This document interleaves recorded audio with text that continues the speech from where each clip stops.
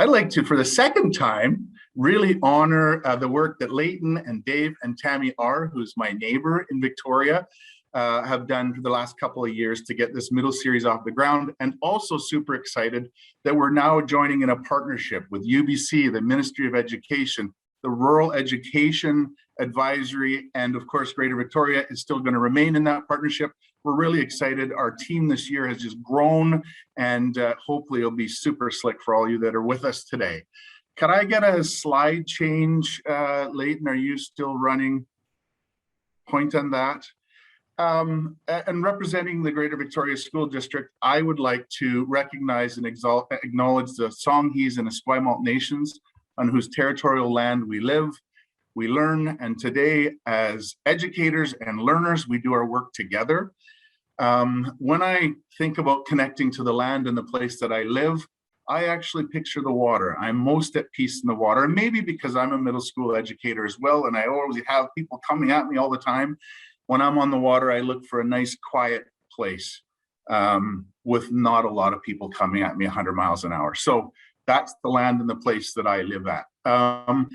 If you're with us today in this learning community, I'd like to say thank you. You are likely a middle years educator. I'd like to thank you for being that person to 10 to 15-year-olds, that person that many of the current kids will be gratefully remembering you for years and years to come and generations to come. You do amazing work. One of the people that guided me on this path to becoming a teacher and a principal was somebody in those middle years for me. So I'd like to thank you for being that people for the kids that you work with today.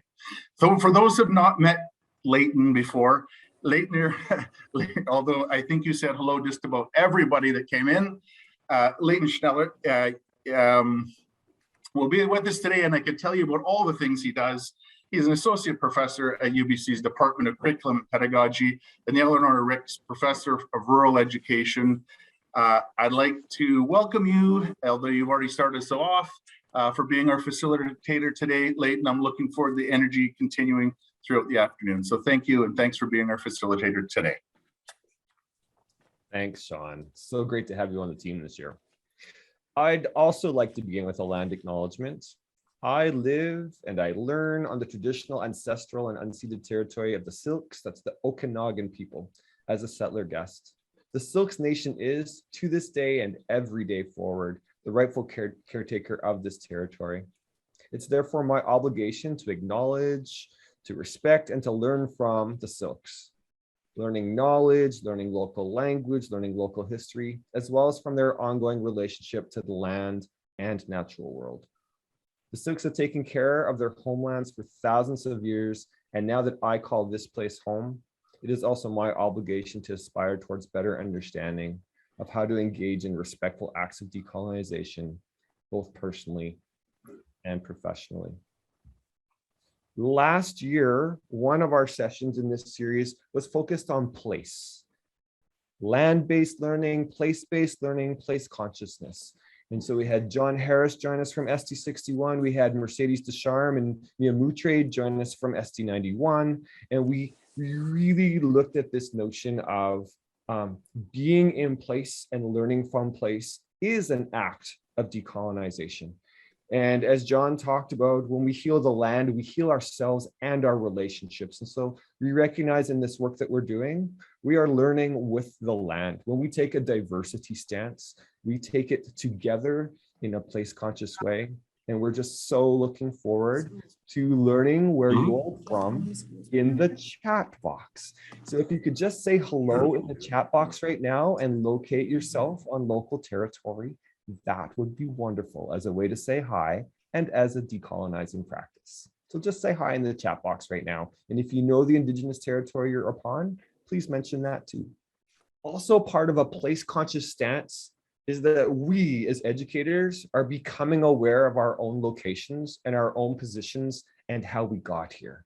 And so part of that is in connection to the land, but part of that is also related to our own histories, our own cultures, for those of us that are settlers, coming to understand and recognize what that means, and also thinking about how can we engage with our learners in ways that are culturally sustaining. And so we're really going to build on this notion of equity and diversity and inclusion this year as a way to deepen our work together, but also to recognize this is the work that we need to be doing.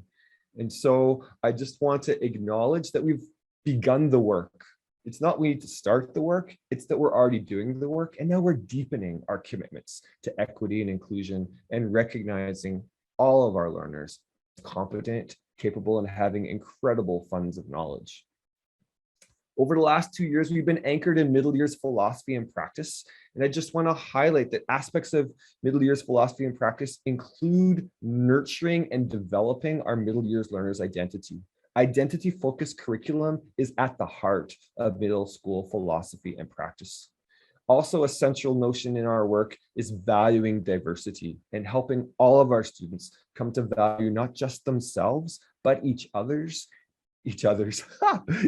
cultures and backgrounds and identities. And so, again, we aren't starting the work today, we're deepening the work today. And if this is the first year you've taken part in the series, we welcome you into the fold in a way that recognizes that you are doing incredible work wherever you are. And this is a really wonderful place to feel connected to others and to think about what could be, but to also hear what other folks are doing to inspire and deepen your practice.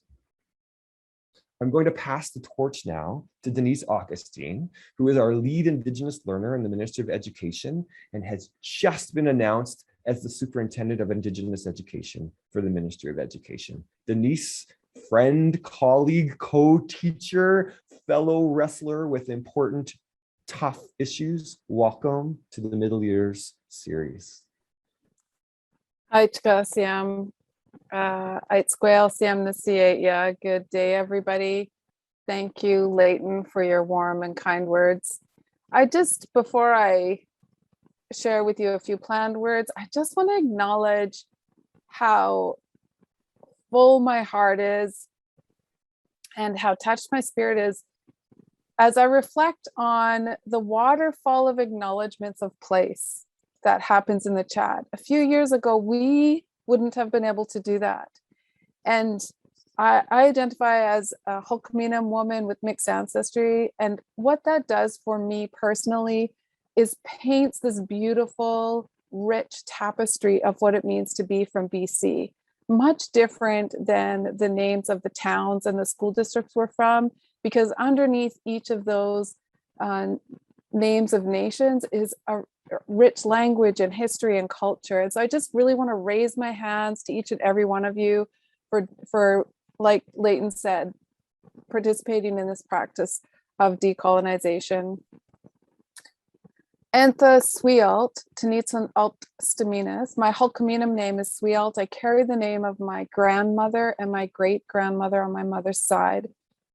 I am from Shmanis First Nation, but like many of our relatives, I have relatives on the mainland and in various places on the island as well. As I mentioned, I identify as a Hulkaminam, a Coast Salish woman of mixed ancestry. I have Portuguese, English, and Hulkaminam ancestry on my mom's side, English, French, and Métis ancestry on my dad's side. And I have 2 grown daughters, and 5 months ago yesterday became a grandma, so I'm pretty stoked about that. And I have to say, you know, folks said that it was great. They weren't lying. It really is great. Little Nova, her name is, just learned to roll over this week, so pretty exciting.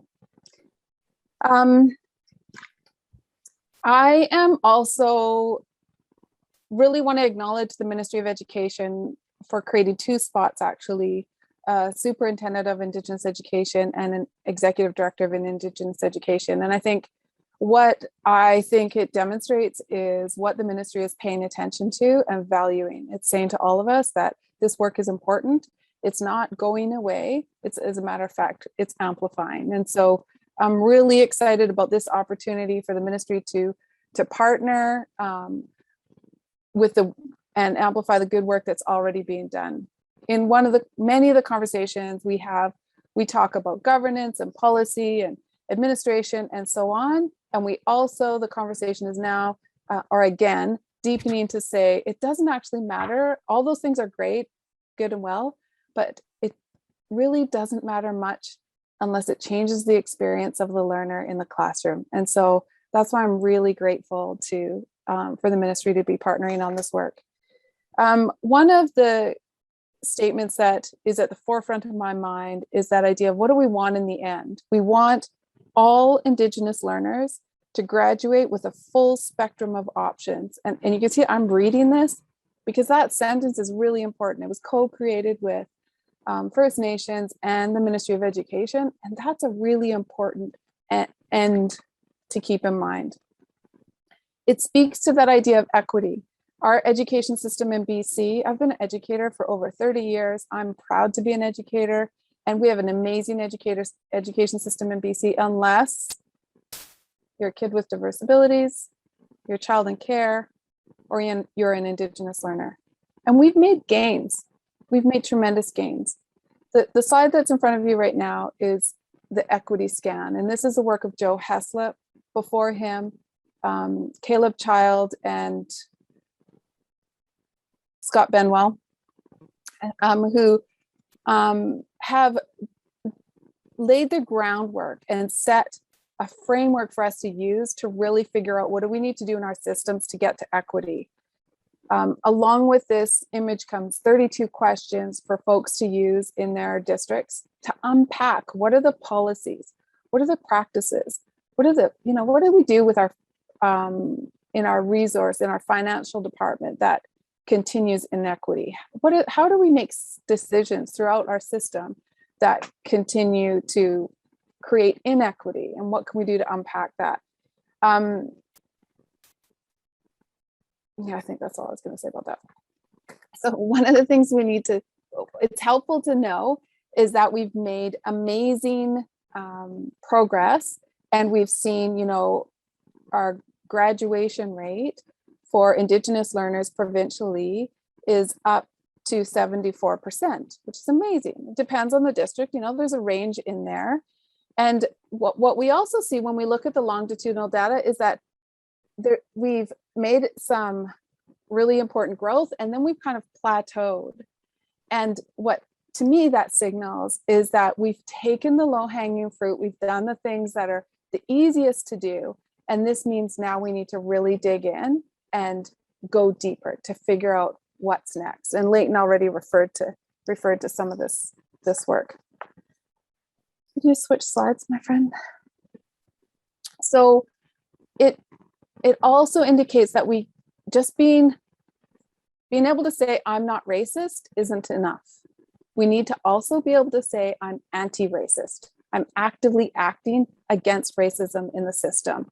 One starting place for folks is to look at this umbrella. This is from Monique Gray Smith's book, Speaking Our Truth, and use it as a self-assessment. This is sort of like the foundational knowledge we all need to have. So take some time, you'll get these slides, I'm sure. Take some time and notice where are the areas for your personal learning, professional learning that you need to dig in, and what are the things that you've already got that maybe you can share. I think that's all. I think I just want to close with one more quote. And I think it really gets to that piece, about our bigger system. And this is the hard work that we all need to be doing together. Justice Murray Sinclair said, if you get rid of all the racists in all of the positions in government, in all of the positions in policing, justice, health, education, I added the education one in, you will still have a problem, because you will have a system that is functioning based on policies, priorities, and decisions that direct how things are to be done that come from a time when racism was very blatant. So I just offer you that to hold on to as you start to invite each other to learn deeply about how do we change what we're doing, how do we work together to learn what to do more of, so that we can make sure every single learner and every single Indigenous learner leaves school with a full spectrum of options. It's up, kasi I'm the CAO. Was there anything else you wanted me to mention, Leighton? That's magnificent. Thanks. All I'm so delighted that we're partnering together this year. And as Sean said in the beginning, working together as the Rural Education Advisory, the Ministry of Education with SD61, and with the Lando Center for Virtual Learning at UBC, we together are hoping to move this conversation forward. And those of you who are wondering, we are recording the session, and you will get a notification once the recording is ready so that you can rewatch or share snippets of the session with your colleagues. We're going to, part of what we do in this series is we pop in and meet each other. So we're just going to go into breakout rooms for about 6 minutes and just say hi and say what brought you here today. If you have a little bit more time, you can also talk about how you're moving forward as an educator in regards to diversity, equity, and inclusion. But it's really just a chance to bring yourself into the space and recognize that this isn't a webinar where folks tell you what to do. It's where we're all doing this work together and supporting each other. So we'll head into breakout rooms for 5 minutes, and then we'll see you back here.